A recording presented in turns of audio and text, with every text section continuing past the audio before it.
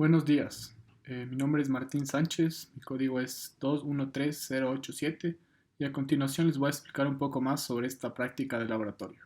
Laboratorio número 2, potencial eléctrico, explicaremos nuevamente lo que es el campo eléctrico y su función en el potencial eléctrico. Para ello vamos a usar este simulador de Colorado y continuaremos con el experimento. Para ello nosotros pondremos una cuadrícula para identificar mejor las distancias y también pondremos una partícula puntual con carga.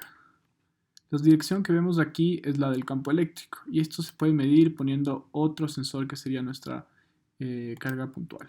Aquí vemos la dirección del campo eléctrico y mientras yo más me alejo, como vimos en el laboratorio número 1, menor campo eléctrico habrá porque la distancia es mayor, pero mientras yo más me acerco a la partícula, la magnitud del campo eléctrico aumentará. Entonces, ¿qué podemos decir esto sobre el potencial eléctrico? El potencial eléctrico lo que es la energía potencial dividido para la carga. Esto quiere decir que es menos la integral de la distancia de A sobre la distancia de B del campo eléctrico por la distancia. Entonces, si yo pongo aquí mi carga, por ejemplo, positiva, yo puedo chequear aquí con los valores el campo eléctrico. Vemos que el campo eléctrico es de 34,3 volts sobre metro.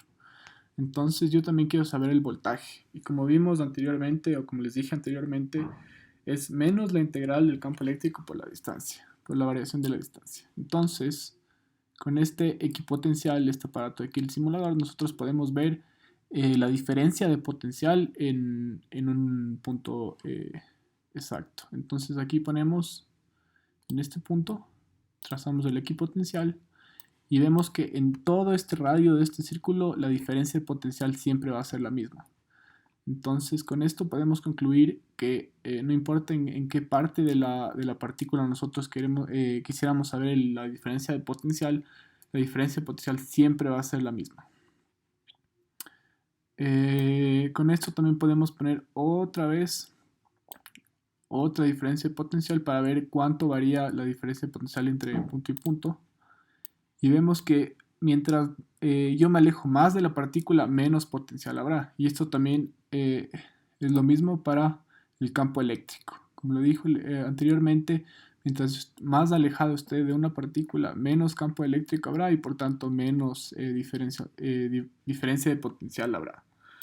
Entonces, ya que explicamos brevemente lo que es potencial eléctrico, ¿qué pasa si yo pongo otra partícula, pero en este caso negativa?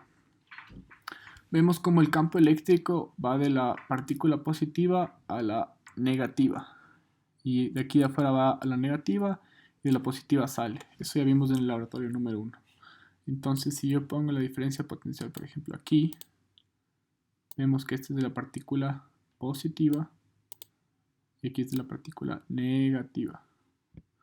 Y como vemos, la diferencia de potencial también tiene que ver con la carga de la partícula. Por ejemplo, si yo tengo una carga negativa, la diferencia de potencial en este caso sí puede ser negativa. En caso del campo eléctrico es un vector, por tanto la magnitud siempre va a ser positiva, pero lo único que cambia es la dirección. Entonces aquí tenemos 0,24 y aquí tenemos menos 9,5 volts. Entonces yo lo que puedo hacer es para ver si el campo eléctrico es a la misma distancia en diferentes partículas del mismo y yo puedo también chequear eso.